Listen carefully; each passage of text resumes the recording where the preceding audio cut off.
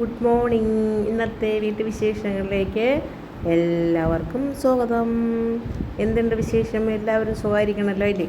ഞാനിതേ എന്ത് ചെയ്യാൻ പോകണമെന്നറിയാമോ? കുറച്ച് ചക്ക അതൊന്ന് അവിക്കാമെന്ന് വിചാരിച്ചു കേട്ടോ. കുറച്ച് ചക്ക ലാസ്റ്റ് കെട്ടാണ് കേട്ടോ. ഇനി ചക്കയൊന്നുമില്ല. ഇനി ചക്ക കാണണമെങ്കിൽ അടുത്ത വർഷമാവണ്ടേ. അപ്പം ഇതേ തീരാനുള്ള അവസാന ഘട്ടം കേട്ടോ. അവസാന ഘട്ടത്തെ കുറച്ച് ചക്ക ഇരിപ്പുണ്ടായിരുന്നു. അതിനെ ഒന്ന് നമ്മൾ ചെറുതായിട്ടൊന്ന് അവിക്കാമെന്ന് ചോദിച്ചു. പിന്നെ ഇന്നത്തെ രാവിലത്തെ പണിയൊക്കെ കഴിഞ്ഞിട്ട് കുറച്ച് കുഞ്ഞു കുഞ്ഞു വിശേഷങ്ങൾ കൂടിയുണ്ട്. അതൊക്കെ നിങ്ങളൊന്ന് കാണണേ. പിന്നെ ഞാനിത് അരി ഏകദേശമൊക്കെ റെഡിയായി വരണുണ്ട്.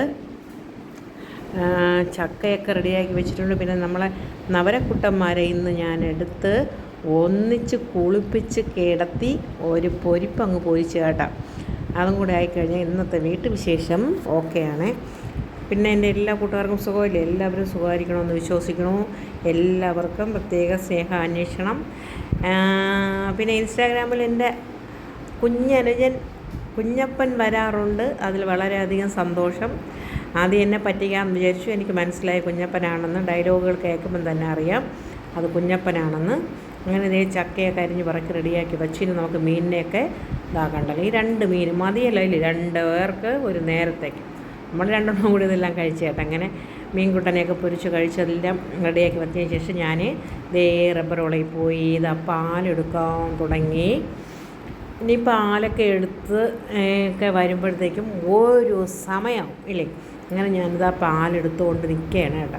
കുറച്ച് 1-2 മൂടിലെടുക്കണം. അത് മാത്രമേ ഞാൻ കാണിക്കുന്നുള്ളൂ. അല്ലാതെ മൊത്തം ഓടി നടന്നെടുത്ത് കാണിക്കാനൊന്നും പറ്റില്ലല്ലോ. അതുകൊണ്ട് കുറച്ചെടുത്തു. അത് കഴിഞ്ഞത് ഷീറ്റിൻ്റെ ലാസ്റ്റ് ഘട്ടം പണിപ്പുരയിലാണ്. ലാസ്റ്റിലടിച്ച് നെടുക്കിയെടുക്കുന്ന ഒരു ചെറിയ വീഡിയോയും കൂടെയാണ്. നിങ്ങളെല്ലാവരും കാണണം, കണ്ട് സപ്പോർട്ട് ചെയ്യണം. എല്ലാവർക്കും ലതികാസ് ബ്ലോഗിലേക്ക് സ്വാഗതം. അങ്ങനെ ഇതേ ഷീറ്റടിച്ച് ഏകദേശം കഴിയാറായി. ഇനി ഒന്ന് അച്ച് പതിപ്പിച്ചെടുക്കുക. അത് കഴിഞ്ഞാൽ നേരെ ഒരു ഓട്ടം വീട്ടിലോട്ടാണ്. ഓട്ടോയിലാണ് പോകുന്നത് കേട്ടോ. വീട്ടിൽ നിന്ന് കുറച്ച് ദൂരമേ ഉള്ളെങ്കിലും ചുമന്നുകൊണ്ട് പോകാൻ പറ്റില്ല. അതുകൊണ്ട് ഓട്ടോ പിടിച്ച് പോവും. എല്ലാവർക്കും ഇവിടെ ഉള്ളവർക്ക് അറിയാം. അറിഞ്ഞുകൂടാത്തവർക്ക് വേണ്ടി എന്നോട് ചോദിക്കണമെന്നുണ്ടല്ലോ കുറച്ച് പേര്. അത് വേണ്ടി പറയണതാണ്.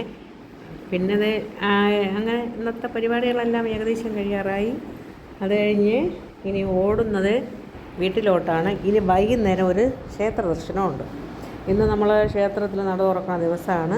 അതുകൊണ്ട് വൈകുന്നേരം ക്ഷേത്രത്തിൽ പോകും. തൊട്ടടുത്തുള്ള ക്ഷേത്രത്തിൽ അവിടെ നട തുറക്കുന്ന എല്ലാ ദിവസവും നമ്മളവിടെ പോകാറുണ്ട്. അങ്ങനെ ക്ഷേത്രത്തിൽ പോകാൻ വേണ്ടി ഇറങ്ങി.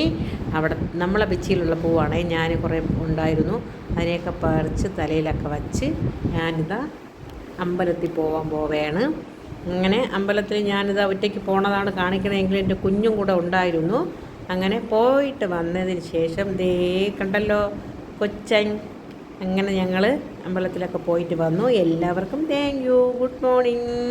എല്ലാവർക്കും സുഖം.